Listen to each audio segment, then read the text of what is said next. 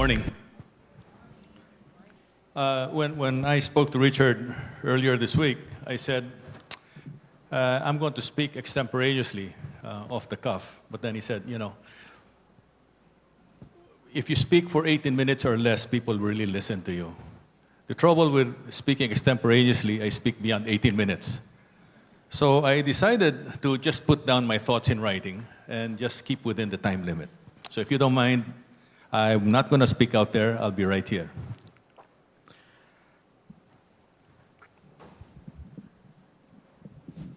Okay.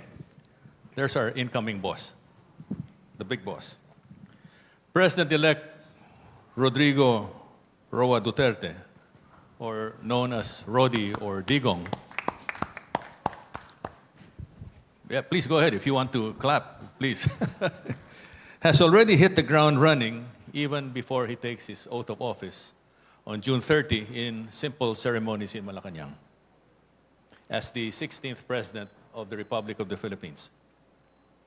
And already in the past few weeks, he's begun setting the tone for the next 6 years.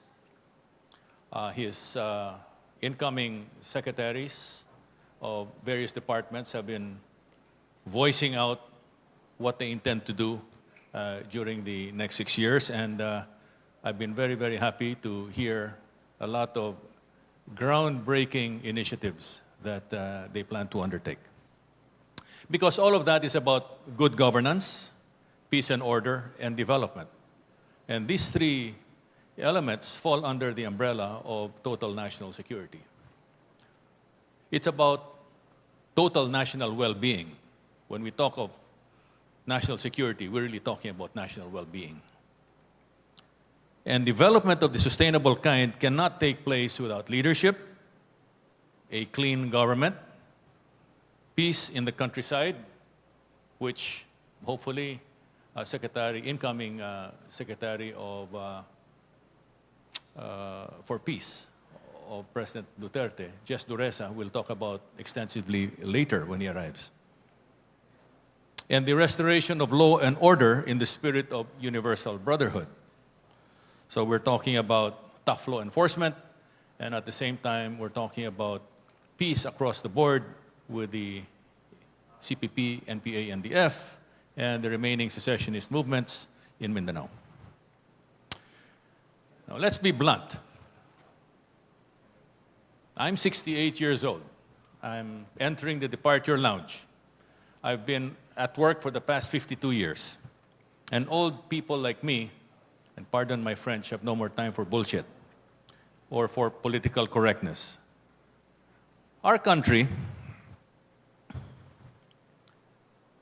has been in the grip of feudalistic practices by an oligarchy for the past half century, I guess, that embargoes wealth, power, and opportunities for a few at the expense of the many. Don't mind the faces there. It's the thought that counts. The faces could change. And basically, my apologies to the United States.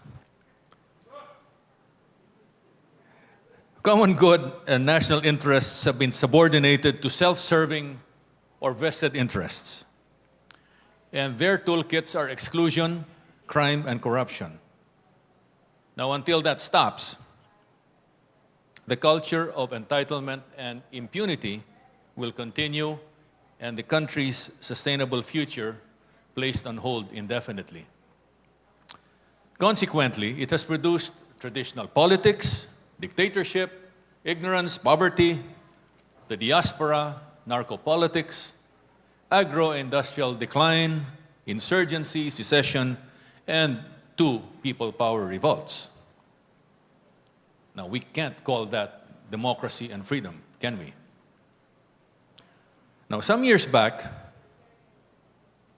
actually about more than 30 years ago,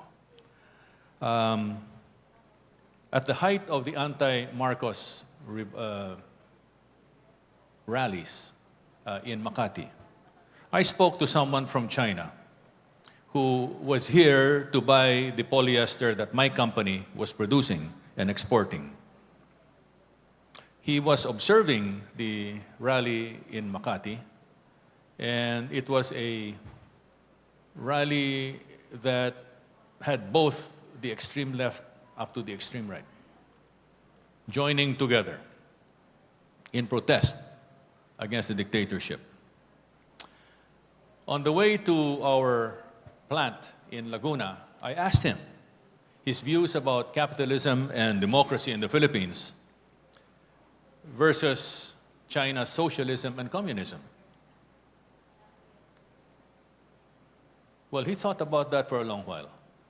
And during the uneasy silence that took place, I probably said, oh my golly, I probably asked him the wrong thing. And there goes my sale. I was hoping to sell thousands of tons of polyester to him. But then, he said something that really floored me. He looks at me and he says, don't do it.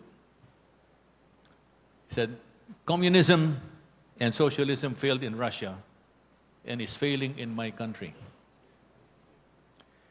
And the Philippines should avoid it. And mind you, he was China's top buyer for all kinds of fiber and yarn all over the world. He was a big man. He said capitalism and democracy were superior ideals, far superior to socialism and communism. He said, now, the trouble with the Philippines, based on his assessment, is that the people failed democracy and freedom and capitalism. There was too much abuse of privileges by the rich and powerful. We go back to the oligarchy. Capitalism and democracy require maturity and the daily exercise of social responsibility. And so he said, you know, the ideals did not fail Filipinos. Filipinos are failing the ideals.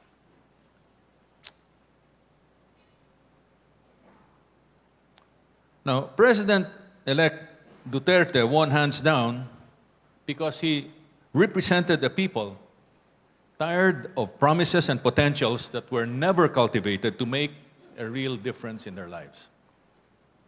Promises and potentials. When I graduated 50 years ago from high school, I already heard, oh, the Philippines has great potential. 50 years later today, I'm still hearing the same thing. He knew the people's thoughts and feelings. He spoke their language and expressed their frustrations, anger, and hopes. His critics, mainly inexperienced in governance, or unexposed to hardship, or disconnected from the people, lost big time on May 9. The elite judged him on the basis of form and etiquette, while the nation chose him for his substance and track record, especially in Davao. In Davao, he provided an enabling environment for society to thrive. As you know, Davao society is very diverse. He's got all the stripes there, all the colors from red to blue. And all the problems of Davao were a microcosm of the problems in the Philippines. He had terror, he had crime, he had insurgency, he had warlordism, etc. He applied tough law enforcement to bring crime and corruption under control. And I can say that it was during my time as the head of the DILG and National Peace and Order Council, chairman, where he and I collaborated very closely, he being the Regional Peace and Order Council chair for Region 11. And he stimulated peacemaking to cultivate openness and collaboration across the board. Okay. That was his track record in Davao, but now he has to scale up from local to national. And the top priority, as he has expressed it time and again, is to regain the people's trust and confidence in government by giving them clean government. He said this in the campaign many times. He says, you know, I must admit, I have a dirty mouth. Yes. But I have a dirty mouth because I'm expressing the anger and frustrations of the people. But I promise 100 million Filipinos that when I become president, I will give them a clean government. House cleaning in the first 6 months will set the trajectory for victory or defeat in the next 6 years. He will need a cadre of professional civil servants and uniformed personnel to transform the nation's quality of life in the long run.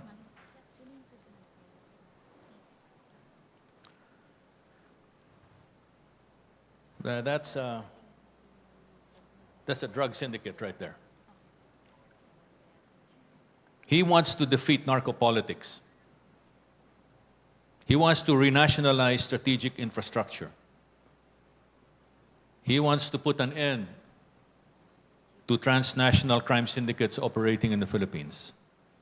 He will address the hellish traffic in the air and on the ground over Metro Manila.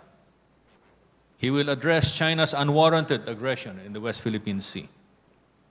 He will create new wealth, reduce poverty, and reverse the diaspora. All these are top priorities needing equal attention and simultaneous action. He understands that, he's articulated it, and now he's looking for alter egos that can do the job for him. He's finding 6,000 replacements for key positions. He wants public servants to serve efficiently and live humbly and simply. The government and the CPP-NDF have reached an agreement to resume peace talks. He favors federalism over BBL through a constitutional convention. He wants to return cocoa levy funds to the farmers, remove the age limit for employment, thank God for that, ending contractualization, cleansing government of crime and corruption, restoring the death penalty for heinous crimes. And he has been very vocal against ecological destruction. So as you can see, this cuts across the board in terms of the national security perspective, and his plate is full.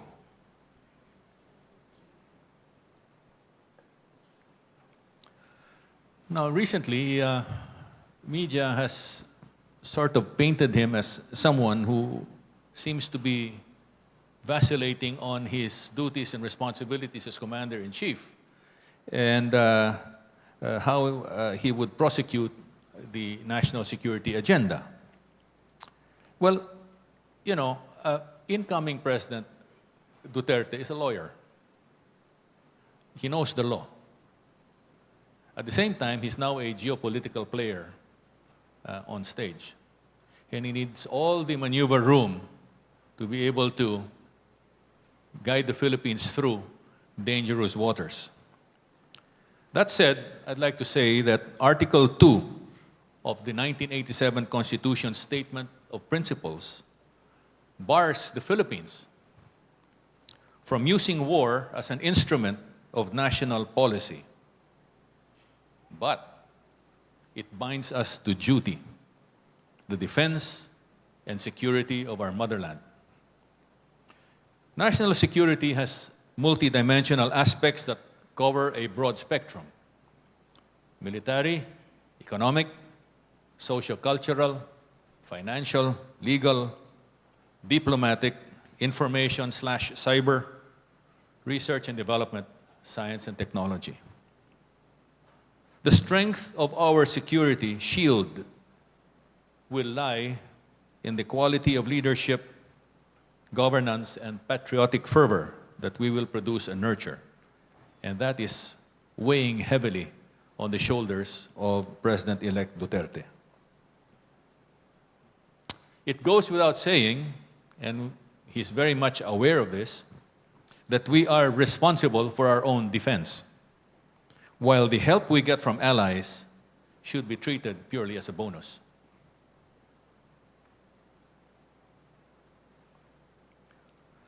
Core interests, national strategy, and international relations are the cornerstones of national defense and security policy.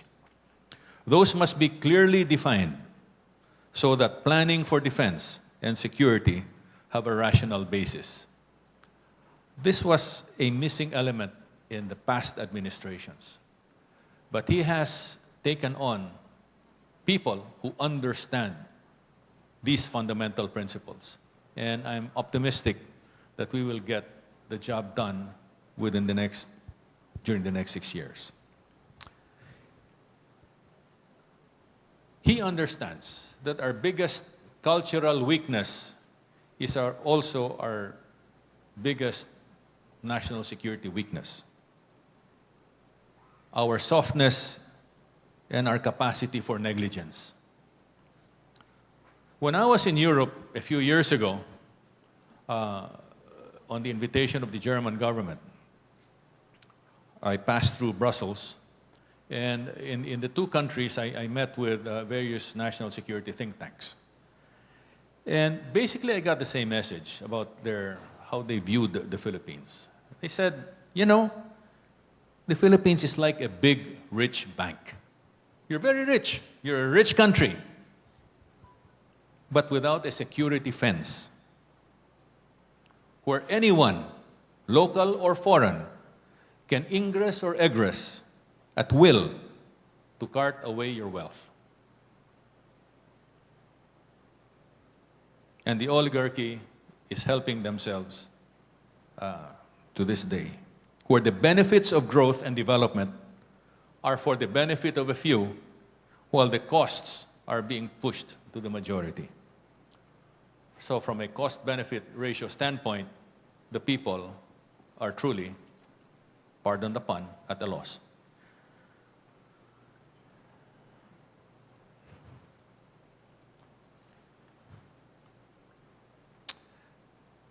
Our weaknesses are further characterized by crime and corruption from high to low places.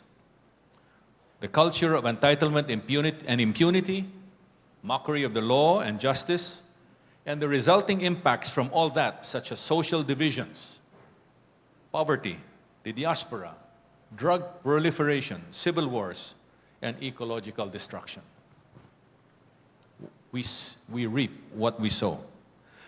Consequently, because of our internal weaknesses and internal security threats, our external threats are on the increase. We are easily infiltrated and influenced. Defeatism is cultivated and the wind taken off our sails. As you can see, building our defense shield will require dynamic leadership to bridge the many gaps in the way we are as a people and lift us from the floor until we can stand firmly on our own 2 feet. Externally, our biggest threat is China. Its intrusions in our EEZ is our biggest threat because it deprives our fisherfolk and aquamarine industries of their rights to sustainable income, and it damages coral seabed. But that's as far as China's threat to us is concerned.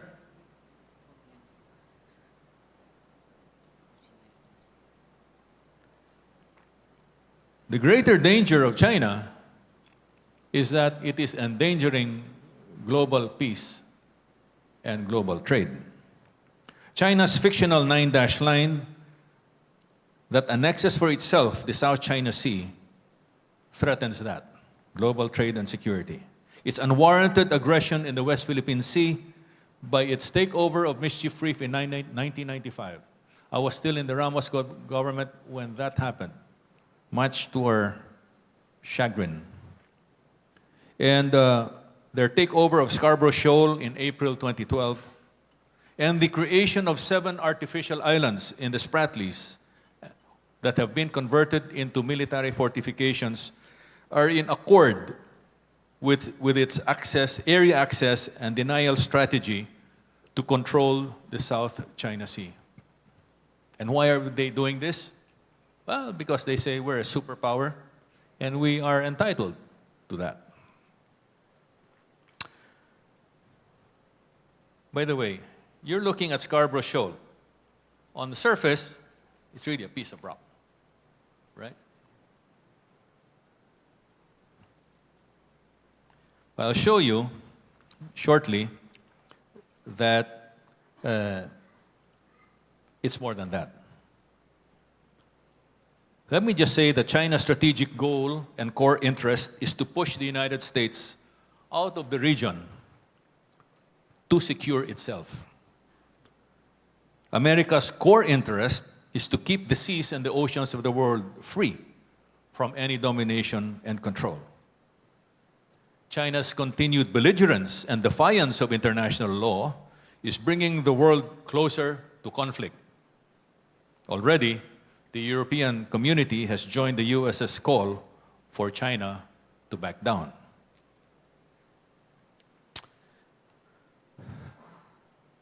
That's what you see on surface. That's what's underneath. That area, that Scarborough Shoal, that entire area is as big as Quezon City.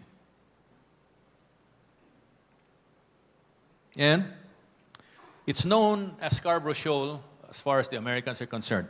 It was named Scarborough because there was a British ship that sunk there during the colonial times, when Spain was still in control of the Philippines. The Philippines calls it Panatag or Bajo de Masinloc, while the Chinese call it Huangyan. Now, what do the Chinese really want to do with Scarborough? The way they did mischief. When they stole Mischief Reef from us in 1995, they said, oh, don't worry. We're just going to put up a temporary structure there to serve as a shelter for our fishermen in case they get caught by typhoons. Well, that temporary shelter is now a fortress. Now, this is what they want to do when they take over Scarborough. Scarborough Shoal, well, let's put it this way. Okay, there. This is where they intend to put their naval ships. This is where they intend to put their Air Force. And they claim that this is for civilian use, right? But in their unrestricted warfare strategy, the civilians and the military are working hand in hand. The same way they're doing it out at sea, using their fishermen or fishing fleets as the vanguard, backed up by their Coast Guard and the Navy to take over the resources of the EEZs of various countries. The Philippines, Vietnam, Brunei, Indonesia, Malaysia. Now, Scarborough Shoal is well within our EEZ, just like Mischief Reef. China plans to convert the shoal into another fortress and declare an ADIZ, an Air Defense Identification Zone, to secure the airspace in and around the South China Sea, the same way it did in the East China Sea. If China does that, it will definitely trigger a direct response from the US and its allies. Now, if China defies the arbitral tribunal's forthcoming ruling, it's supposed to be handed down either this month or early next month, which is expected to favor the Philippine case. It will also likely trigger a direct response from the US and the allies and its allies, because defiance of international law and rejection of a peaceful resolution following the rules it co-signed with the world will surely render China a pariah. Now, what that response will be and how it will be carried out remains to be seen. But from where I stand, I am pretty sure it will happen. If an armed conflict is triggered in the near future, be it accidental or calibrated, we here in the Philippines will have to protect ourselves from internal attack and economic sabotage, because we really have no military assets out there, and the Chinese aren't going to waste their time looking for whatever is not there. Now, after Scarborough was annexed by China in April 2012, it should have been clear to the US that China's slow break and fast break tactics intended to outsmart them and establish a fait accompli.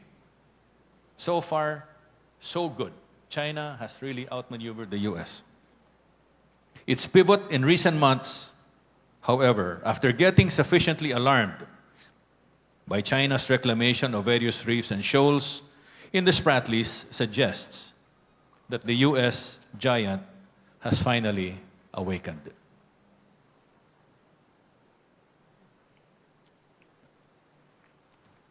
Well, the US pivot is all that. It's repositioning of military assets, naval and air, to Asia. 60% of America's armed forces are now earmarked or deployed to Asia. But while the military is very much aware of the threat China poses to world peace and world trade, and the increasing risk of an accidental trigger leading to an armed conflict, America's political leaders are still reluctant to confront China, even if their military are straining in their leashes. As such, China continues to intrude at will in the East and South China Seas, reclaims and constructs forward operating bases on various reefs and shoals in the West Philippine Sea pursuant to its access and area denial strategy. Now, China uses primarily civilian vessels. Its fishing fleets, maritime surveillance, and Coast Guard vessels as its vanguard to occupy our exclusive economic zone, poach in our waters, and deprive our people of food security. I think, I don't know if you're Facebook savvy, in the past few days, there have been posts of fish kills taking place in the Spratlys. And the blame is being placed on China, where they're poisoning the fish in the area with chemicals to deprive Filipinos on Pag-asa Island and the military occupying some of the small islands near Pag-asa, depriving them of food.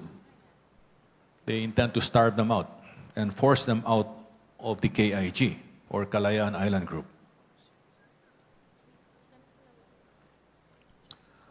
So while their civilian vessels are occupying our EEZ, its gray ships or naval ships patrol within striking distance to assert control of the South China Sea, which they claim to own by historical right, according to their 9-line fairy tale.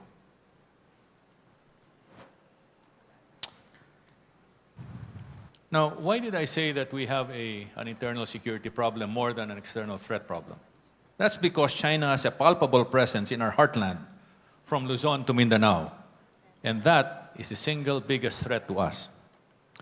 The National Grid Corporation, where 60% is owned by Filipino entrepreneurs and investors, and 40% is controlled by the China State Grid Corporation. But the 40% really doesn't matter.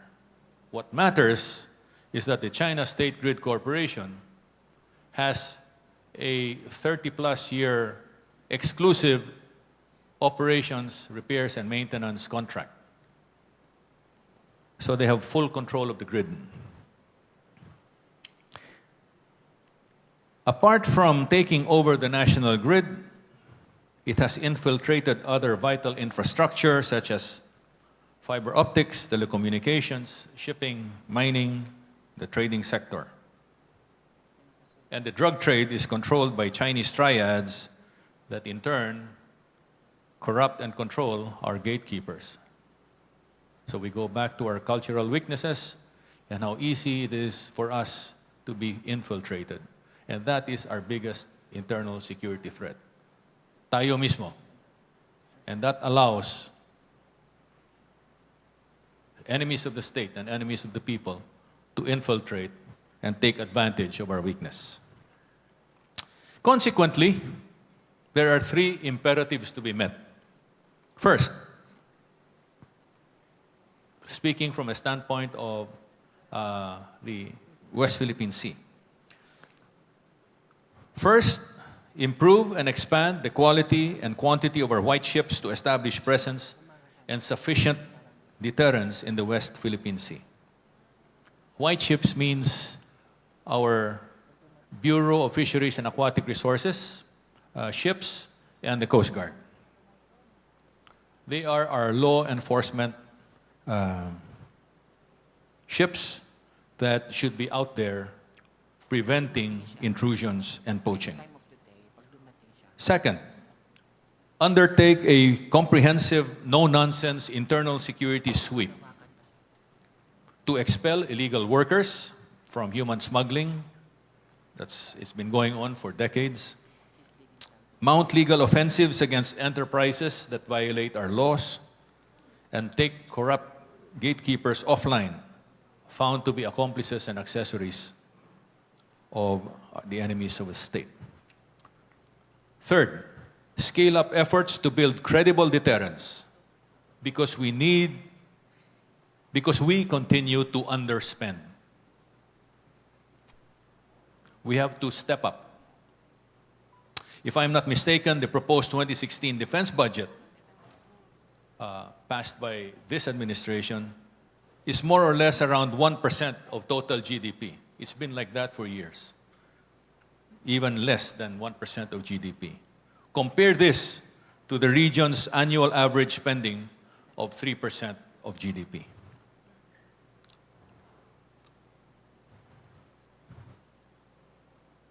Now, our defense of the Philippines is our sacred duty. All self-respecting nations invest in their defense for the right to remain free. We are no exception. Investments in law enforcement, primarily a robust BFAR and Coast Guard, should be accelerated, but complemented by adequate investments in naval and air capability. These need not be expensive and expensive on the same scale as the regional powers. And I'm taking the cue from former SINCPAC Commander Admiral Dennis Blair, who also served as the Director for National Intelligence of the United States government, where he said, you don't have to think like the US Navy. You don't have to think like the British Navy or the Japanese Navy. Think Iranian Navy. Small, fast missile boats. People like us will think twice about dealing with a Navy like that attacks with missiles and in swarms. He says, think that way. Small, potent weapons platforms with modern, interoperable combat systems operated by professional armed forces will sufficiently deter a bigger opponent. The question that always crops up is, how in heaven's name are we going to fund AFP modernization? It's so expensive, and we have so many other priorities that require funding. Well, I think there are several ways to do that without necessarily taking out important or valuable funds away from social defense, for example, or civil defense. For starters, clamping down on corruption and inefficiency is crucial, and that is high on the agenda of President Duterte. Now, let's look at it from the standpoint. Assuming 20% of the annual budget is lost to corruption and investments in national defense and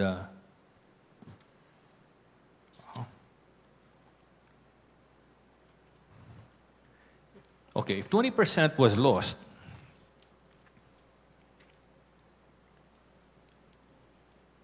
that I have a missing page, but I recall the figures. The estimate would be something like about 540 billion pesos, 20%. If that's lost, to inefficiency, crime, and corruption. Now, supposing the Duterte administration succeeds in slicing that down to half or by half, he would be releasing something like about 270 billion pesos more. Just from that initiative alone, that could go for national security purposes. And it need not be limited to the military. It could go to cybersecurity, it can go to economic security, etc.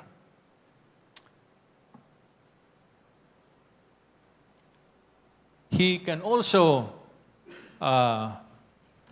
improve government-to-government negotiations, where diplomatic negotiations can secure good concessions from military suppliers, minus the corruption. And it's not just in terms of foreign military sales, but also can extend to foreign military transfers, which is meaning free of charge. He can also work with the private sector and create a special long-term bond, just like the war bonds that were sold in World War II. This can be long-term bonds, and for as long as the terms are good, and they can create enough patriotic fervor, I'm sure that this can generate additional funds for modernization. The GAA is another source for funding. In fact, it's the primary source for funding. This is the General Appropriations Act. But I'd rather use the General Appropriations Act to pay for whatever is there already, like personnel, and for existing structures. Now, new funding for modernization will be over and above what the GAA provides. Gentlemen, I'd like to end by saying that the enemy is not just at the gates. The enemy has found its way in already, and it begins with us. You know, there's a popular saying, and the Filipinos in the room will understand this. And those who have watched Artikulo Uno, what was the movie? About Antonio Luna, right? It spawned this saying that the problem is not komunismo or fascismo, but tayo mismo. We are the primary problem. We are the primary source of our self-inflicted wounds.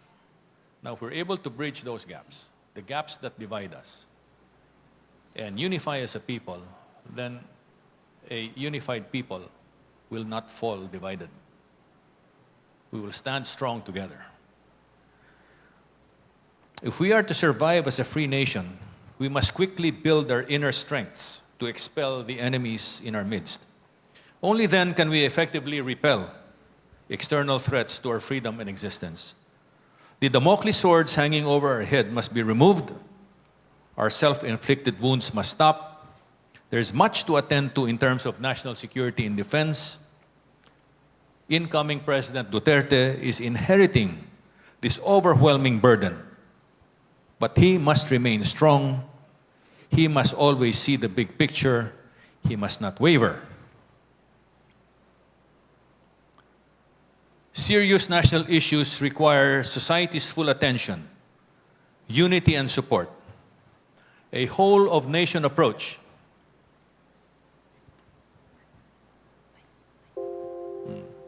Sorry. Oh, sorry about that. I'm missing one page. Go back to the other page. Nope. Forward. There you go. So serious national issues require society's full attention, unity, and support. A whole-of-nation approach is absolutely essential. We need to do the right things and do things the right way. If change is coming, There can't be any other way for a better Philippines for all. Richard, thank you once again for inviting me to speak in today's forum. Mabuhay!